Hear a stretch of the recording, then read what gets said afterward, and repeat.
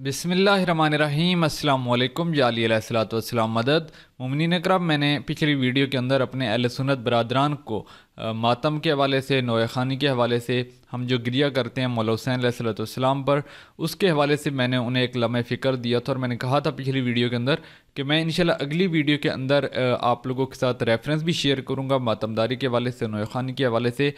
मौला हुसैन अलैहिस्सलातु वस्सलाम पर रोना जो है वो बिद्दत है कि जायज़ है। तो यहाँ पर मैं आज जो किताब लाया हूँ ये सीरतुन नबी हिस्सा अव्वल, अल्लामा शिबली नुमानी साहब की ये किताब है। अल्लामा शिबली नुमानी का यहाँ पर मैं थोड़ा सा तारुफ करा दूँ ताकि आपको यकीन हो जाए कि ये रेफरेंस जो है ये आम रेफरेंस नहीं है। अल्लामा शिबली नुमानी साहब का आपने उर्दू के अंदर तो लाजमी कहीं ना कहीं आपने इनका नाम पढ़ा होगा। मैंने तो बचपन में, जब मैं चौथी या पाँचवीं क्लास में था, तो उर्दू में इनका बाकायदा एक चैप्टर था सीरतुन नबी के हवाले से। तो इसके अलावा इन्होंने जो है एक किताब लिखी हज़रत उमर पर, जिसके हवाले से इन्होंने उनकी मुकम्मल सवाने हयात पर एक किताब लिखी है। और अहले सुन्नत बरादरान का ये कहना है कि अगर अल्लामा शिबली नुमानी साहब ना होते तो हम लोगों तक हज़रत उमर की सवाने हयात ना पहुंची। तो इनका इतना ज़्यादा जो है वो अहले सुन्नत बरादरान के लिए इनका काम है कि इन्होंने हज़रत उमर पर मुकम्मल उनकी एक सवाने हयात पर किताब लिखी। तो ये उनकी किताब के अंदर से मैं एक रेफरेंस शेयर करना चाहता हूँ।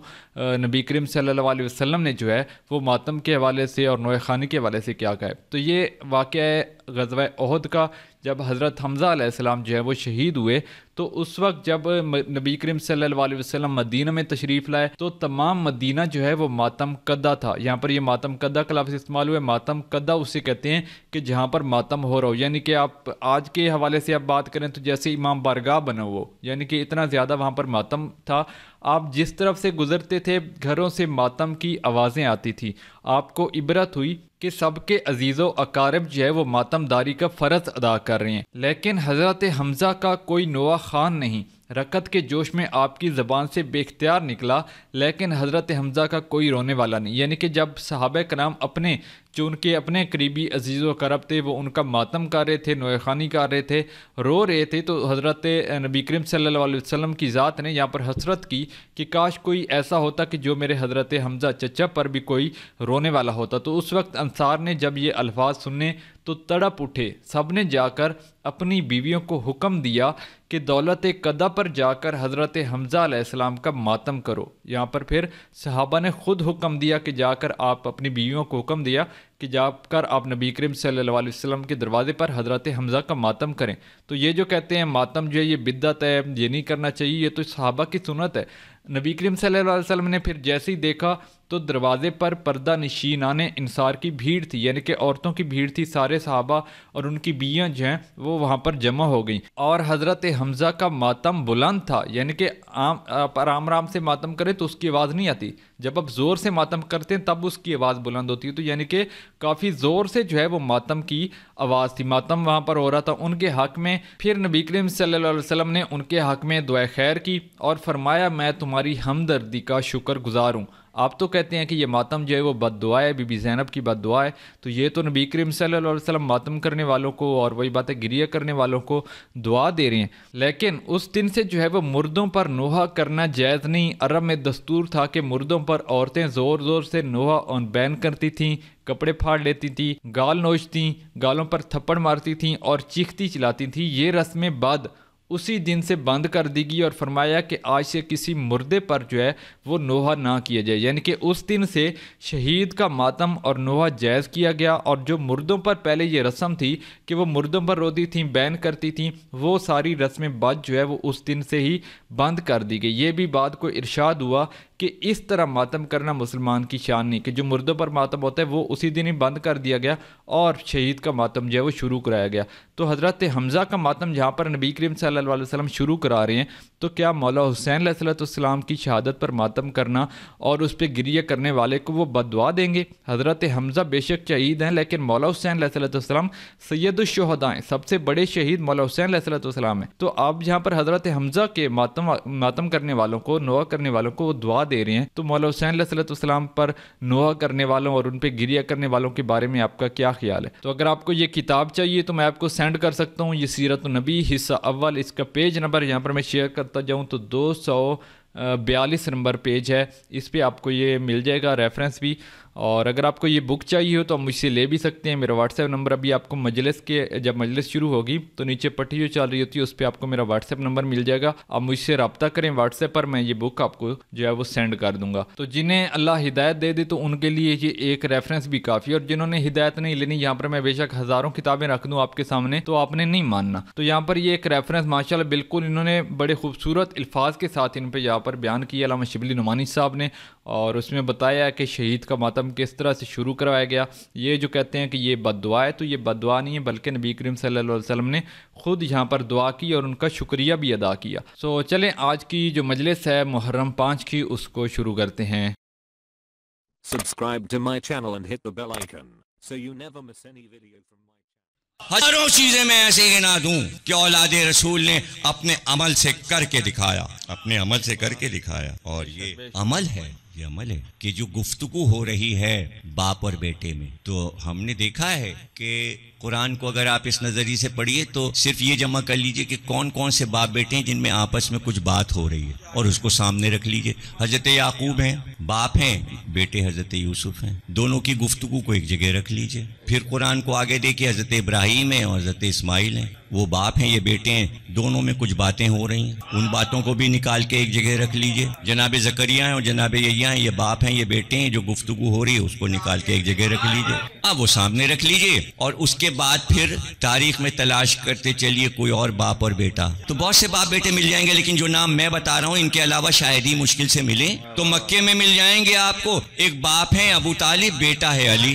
اور آگے چلیں اور کربلا تک آ جائیں تو ایک باپ ہے حسین, ایک بیٹا ہے علی اکبر, اور سب کی گفتگو ایک جگہ رکھ لیں. میں آپ کو قسم کھا کے بتا رہا ہوں, جیسی باتیں یعقوب نے یوسف سے کی ہیں اسی طرح کی باتیں ابراہیم نے اسماعیل سے کی ہیں, اور اسی طرح کی باتیں زکریا نے یحییٰ سے کی ہیں, اور اسی طرح کی باتیں ابو طالب نے علی سے کی ہیں, اور اسی طرح کی باتیں حسین نے علی اکبر سے. یعنی فکر میں کوئی فرق نہیں پائیں. اب اگر آپ کہیں کہ میں سب کی باتیں بتا دوں تو ایک نئی تقریر ہو جائے گی, تو ہو سکتا ہے پھر آگے عرض کر دوں گا. صرف اگر باپ اور بیٹے کی یہ گفتگو ایک جگہ جمع ہو تو 1 گھنٹے کی تقریر ہو جائے گی. لیکن آپ کو تشویش تو ہوگی کہ جو باتیں یعقوب اور یوسف نے کی باپ بیٹے نے, جو ابراہیم اور اسماعیل باپ بیٹے نے کی, اور جو زکریا اور یحییٰ باپ بیٹے نے کی, اور جو ابو طالب اور علی باپ بیٹے نے کی, اور جو حسین اور علی اکبر باپ اور بیٹے نے گفتگو کی, اس میں تھا کیا؟ تو سب کی گفتگو کا محاصل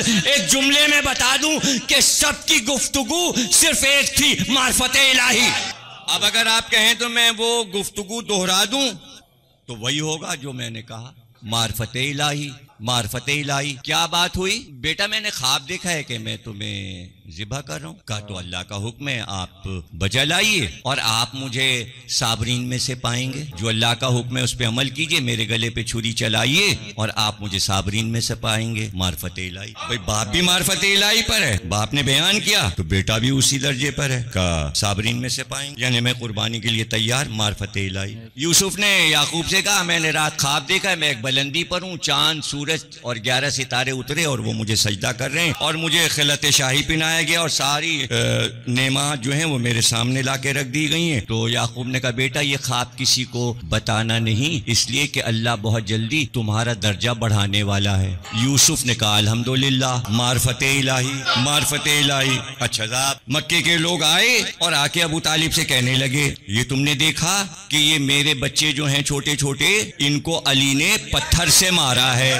کسی کا سر توڑا ہے, کسی کی آنکھ پھوڑی ہے, کسی کو گھوسا مارا ہے, کسی کا ہاتھ توڑا, کسی کی ٹانگ توڑی ہے. سمجھاؤ اپنے بیٹے کو. 12 سال کے بیٹے کو ابو طالب نے آواز دی, کہا علی ادھر آؤ. علی آ گئے. جی بابا. کہا یہ اس بچے کو تم نے مارا؟ ہاں. اس کی آنکھ تم نے پھوڑی؟ ہاں بابا. اس کا ہاتھ تم نے توڑا؟ ہاں بابا. اس کی ٹانگ تم نے توڑی؟ ہاں بابا. اس کے سینے پہ تم نے گھوسا مارا؟ ہاں بابا. کیوں کیا تم نے ایسا؟ بابا میں نے اس لیے کیا کہ جب میرا بڑا بھائی مکے کی گلیوں میں لا الہ الا اللہ کہتا ہوا نکلتا ہے تو یہ بچے میرے بھائی کو پتھر مارتے ہیں. جب یہ پتھر مارتے ہیں تو میں آگے بڑھ کر انہیں گراتا ہوں اور انہیں مارتا ہوں.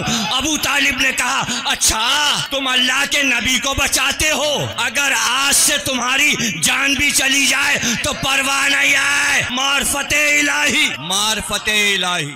اللہ کے نبی کو بچاتے ہو، معرفت الہی، اور اللہ کی راہ میں اگر جان چلی جائے تو ابو طالب کو پرواہ نہیں، یہ سب مل کے اگر تمہیں مار ڈالیں تو تم تو دفاع کر رہے تھے محمد کا۔ تو اب آپ سمجھ گئے، اگر میں نہ بھی سناتا باپ اور بیٹوں کی گفتگو تب بھی آپ مجھ پہ یقین کرتے کہ ہاں صحیح کہا میں نے، معرفت الہی ہے۔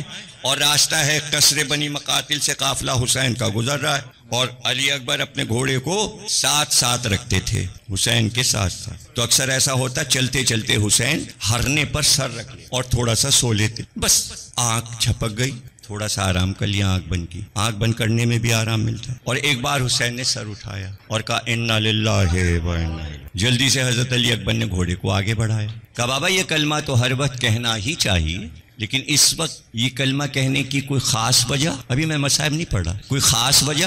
چونکہ وہ جملے میں کہہ چکا ہوں تو اب یہ تو آپ کو مصائب ہی لگیں گے نا، لیکن اسی سطح پر بات ہو رہی نا کہ جہاں ابراہیم اور اسماعیل ہیں، جہاں یعقوب اور یوسف ہیں، جہاں ابو طالب اور علی ہیں، وہاں آپ روئے نہیں تھے، آپ واہ واہ کر رہے تھے، یہاں آپ کی چیخ نکل گئی، کیوں؟ دیکھیے اس لیے کہ معرفت الہی کا سفر شروع ہوا تھا، یہاں معرفت الہی اپنے کمال پر، یہ اللہ کی معرفت کمال پہ پہنچ رہی۔ جوان بیٹے نے کہا کہ وجہ کیا ہے بابا؟ کہا علی اکبر جب ہم نے ہرنے پہ سر رکھا تو ایک آواز آئی صحرا سے، کوئی پکار رہا تھا کہ ذرا دیکھو تو یہ قافلہ جا رہا ہے اور موت اس کے تعاقب میں ہے۔ یہ آواز میں نے سنی تو میری آنکھ کھل گئی۔ تو علی اکبر نے کہا بابا کیا ہم حق پر نہیں ہیں؟ بھائی حق تو اللہ کا نام ہے، بابا کیا ہم حق پر نہیں ہیں؟ کہا نہیں میرے لال ہم حق پر ہیں۔ کہا بابا جب ہم حق پر ہیں تو کیا پرواہ کہ موت ہم پر آ پڑے یا ہم موت پہ جا پڑے؟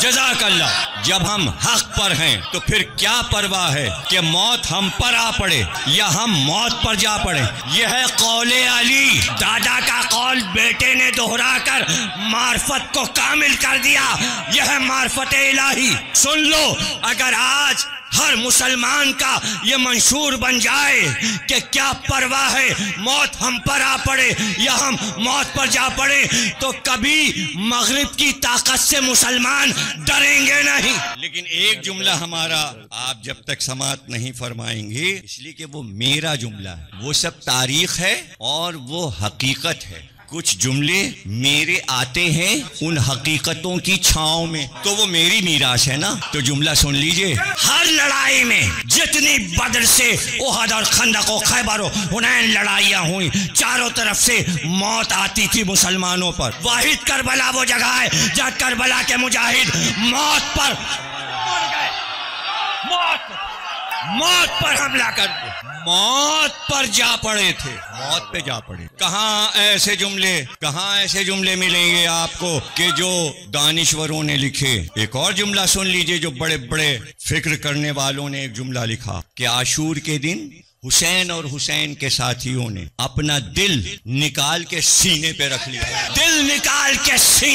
لیا تھا اور پھر جنگ کر رہے تھے۔ اللہ، اور پھر ایک منزل یہ بھی آئی ہے کہ پھر علی اکبر نے بتایا ہے بابا رات میں سویا تھا خیمے میں تو میں نے خواب، تو اب جب علی اکبر خواب بتا رہے ہیں تو حسین فوراً خواب نہیں سنتے، کہتے ہیں علی اکبر خیمے کے پیچھے چلو میں خواب سن لوں گا، اس لیے کہ حسین کو معلوم ہے کہ بیٹے کا خواب کیا ہوگا۔ بیٹا کیا خواب دیکھا؟ کا خواب دیکھا کہ ایک صحرا ہے اور اس میں خون کا سیلاب ہے، خون ابل رہا ہے زمین سے، اور بیچ میں آپ کھڑے، اور پھر میں نے دیکھا کہ آپ کا دایاں ہاتھ کٹ کے گرا، پھر بایاں ہاتھ کٹ کے گرا، اور پھر آپ کے سینے پر ایک وار ہوا اور سینے پہ ایک گھاؤ آ گیا۔ کہاں؟ وہ جو تم نے خواب میں دیکھا ہے وہ صحرائے کربلا اب جلدی ہی ہم پہنچنے والے ہیں، اور وہ جو تم نے دایاں ہاتھ دیکھا وہ میرا بھائی عباس ہے، اور وہ جو بایاں ہاتھ دیکھا وہ تمہارا بھائی قاسم ہے، اور جو سینے پہ تم نے گھاؤ دیکھا تو علی اکبر ذرا آہستہ، دروازے پہ پھوپھی کھڑی ہے، وہ تم ہو۔ جزاک اللہ، وہ تم ہو، شبیہ رسول علی اکبر، رفتار میں گفتار میں سر سے پیر تک رسول اللہ کی شبیہ رسول نام پڑ گیا تھا۔ ہم شکل پیغمبر، پھوپھی ماں بہنوں کی حسرتوں کا مرکز، حسین کی ضعیفی کا سہارا، اور یہی وہ مقام ہے کہ جہاں علی اکبر چلتے ہیں تو تاریخ لکھتی ہے کہ خیمے کا پردہ اٹھتا تھا اور گرتا تھا، اور راوی کہتا ہے کہ کتنی دیر لگ رہی تھی اس مجاہد کو باہر آنے میں. جب برآمد ہوئے پتہ چلا علی اکبر تھے تو حیران تھا مورخ کے. پردہ اٹھتا ہے, وہ باہر آنا چاہتے ہیں تو راوی کو تو صرف پردہ نظر آ رہا, لیکن پتہ یہ چلا کہ جب علی اکبر نکلنا چاہتے ہیں در خیمہ سے تو بیویاں کمر سے لپٹ جاتی ہیں, علی اکبر کو پیچھے بلا لیتی, اور ہر بیوی کہتی ہے علی اکبر تم نہ جاؤ, شبیہ رسول تم نہ جاؤ. کئی بار بڑھے سب بیویاں لپٹ گئیں, ماں بھی ہے پھوپھیاں بھی ہیں, لیکن جب علی اکبر آ ہی گئے در خیمہ تک اور فضہ نے پردہ اٹھا ہی دیا, اب علی اکبر کے لیے مشکل گھڑی تھی, اس لیے کہ اس مرتبہ چھوٹی بہن سکینہ نے دامن پکڑ. بھیا علی اکبر, امو بھی گئے تھے پانی کا وعدہ کر کے, واپس نہیں آئے, کیا آپ بھی جا رہے ہیں اور واپس نہیں آئیں گے؟ آپ بھی جا رہے ہیں اور واپس. اب چھوٹی بہن کو بھائی کس طرح سمجھائے؟ اللہ رے, ثانی زہرا کا استقلال, عزم و ہمت کے آگے بڑھ کر سکینہ کو گود میں اٹھا لیا اور کہا علی اکبر جاؤ, خدا حافظ, جاؤ, اب دیر نہ کرو علی اکبر, اب دیر نہ کرو, جاؤ. علی اکبر سب سے رخصت ہوئے, اور پھر حسین سے کس طرح رخصت ہوئے, کس شان سے حسین نے رخصت کیا. سر سے پیر تک دیکھا, وہی امامہ جو معراج میں رسول خدا نے پہنا تھا, وہی ابا وہی قبا جو معراج میں رسول اللہ نے پہنا تھا, وہ امامہ جس کا نام صحاب تھا. حسین نے کہا یہ امامہ اپنے نانا کا میں نے اس لیے رکھا تھا کہ جب تمہیں دولہا بنائیں گے تو اس دن پہنائیں گے, اور امامے کے شملے کاندھے پہ لٹکا دیے, سر سے پیر تک دیکھا اور کہا علی اکبر لو دولہا تو بنا ہی دیا, اب میرے سینے سے لگ جاؤ. سوار کیا, عقاب جس گھوڑے کا نام ہے اس پر علی اکبر تشریف فرما ہوئے. سواری رن کو چلی, حسین نے خدا حافظ کہا, لیکن کچھ دور علی اکبر کا گھوڑا بڑھا تھا کہ کانوں میں آواز آنے لگی, ٹھہرو میرے لال, ٹھہرو میرے لال, جانے میں جلدی نہ کرو. اب جو علی اکبر نے مڑ کر دیکھا تو دیکھا بوڑھا باپ کمر پہ ہاتھ رکھے گھوڑے کے پیچھے پیچھے دوڑتا ہوا. بھائی ذبح عظیم ہے. مینا میں جب ابراہیم اسماعیل کو لے کر چلے تھے تو اسماعیل آگے آگے چل رہے تھے, ابراہیم پیچھے پیچھے, قربانی کا موقع تھا, علی اکبر پیچھے پیچھے حسین, آگے آگے علی اکبر. بس آخری دو جملے سنیے اور پھر آپ کے لیے دعا کرتے ہیں کہ علی اکبر نے گھوڑے کو کعبہ دیا, واپس ہوئے, گھوڑے سے اترے, اتر کر امام حسین کے قریب آئے اور باپ کے قریب آ کر چھپ کر گوشے ہمایون امامت میں کوئی بات کہی, اور کہنے کے بعد پھر گھوڑے پہ سوار ہوئے اور گھوڑے پر بیٹھ کر روانہ ہو گئے. علی اکبر تو چلے گئے, لیکن حسین روتے ہوئے, ٹھاڑے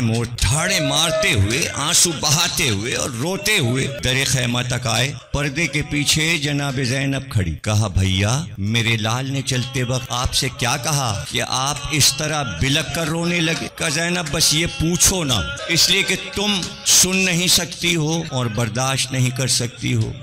حضرت زینب نے کہا بھیا تمہیں میرے حق کی قسم مجھے بتا دو کہ میرے لال نے جاتے وقت کیا کہا. تو حسین نے ایک بار کہا زینب تو پھر اپنے دل کو سنبھالو, دیکھو کربلا کا دستور ہی بدل گیا. زمانے کا دستور یہ ہے کہ جب بوڑھا باپ مرنے لگتا ہے تو جوان بیٹے سے وصیت کرتا ہے کہ میرے بعد ایسا کرنا اور ایسا کرنا. ارے کربلا میں دستور بدل گیا, جوان بیٹے نے بوڑھے باپ کو وصیت کی ہے, جاتے وقت دو باتیں مجھ سے کہیں. ایک بات تو یہ کہی بابا میں جوان ہوں, میرا لاشا آپ سے اٹھ نہ سکے گا تو مدد کے لیے بچوں کو بلائیے گا. اور دوسری بات یہ کہی میری ماں ام لیلا غیر گھر کی ہے, اس کے سر کی چادر